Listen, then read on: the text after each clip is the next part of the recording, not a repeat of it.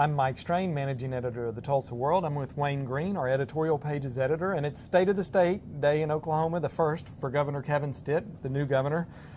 First of all, let's just start at the top, the theme of the message today. Well, the governor's big theme of his State of the State address this year was reimagining Oklahoma government. It's his first State of the State, and he's got a lot of new ideas he wants to bring forward. Now, specific in terms of areas of policy proposals, he started with reforming the executive branch of government. He went on to education funding and reform, criminal justice reform, more money for our state prisons workers. He considered the policy of expanding eligibility for Medicaid funding in Oklahoma.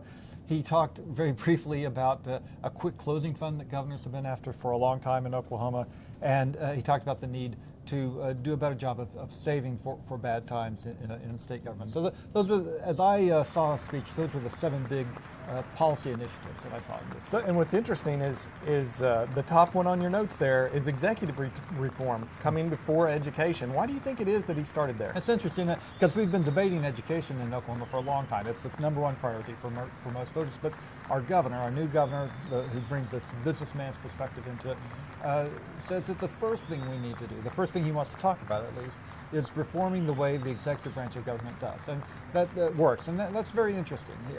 Specifically, he wants the authority to hire and fire the big agency heads. And that's always been a problem for new governors, and he picked up on it really quickly. The governor of Oklahoma, in general, does not have the authority to hire or fire the major agency heads. In recent years, he's gotten the authority to hire the Human Services Director and a few others, I believe the Health Department Director, but some of the other big agencies, for example, Corrections and the Healthcare Authority, which is probably the second largest appropriations area in state government.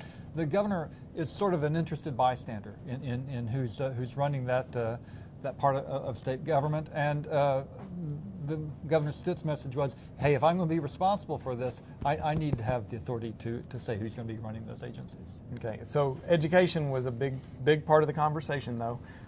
We've heard that it was the number one priority when House of Representatives candidates during the election last season were door knocking. We heard from the speaker that was the number one thing they heard. And what did the governor say today about education? I caught an interesting nuance in his speech, and I hesitate to read you his words here, but he said about a third of the way through his speech, he said, over the next few years, we will move the needle in outcomes. So for a long time, we've talked about how can we do this important thing. We can make the children who come out of our public schools better educated. Obviously, that's what you want to do ultimately.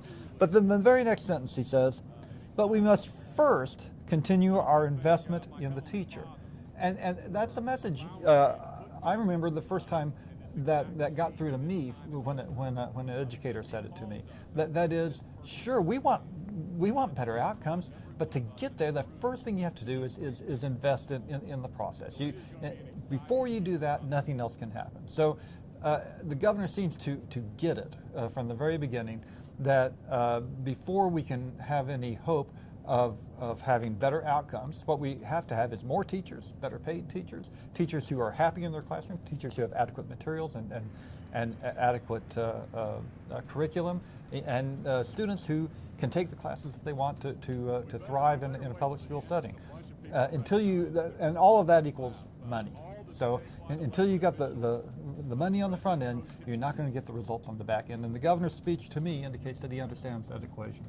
That's right. Well, you can find all of the coverage from today's State of the State online at tulsaworld.com, or you can pick up a copy of the Tulsa World tomorrow.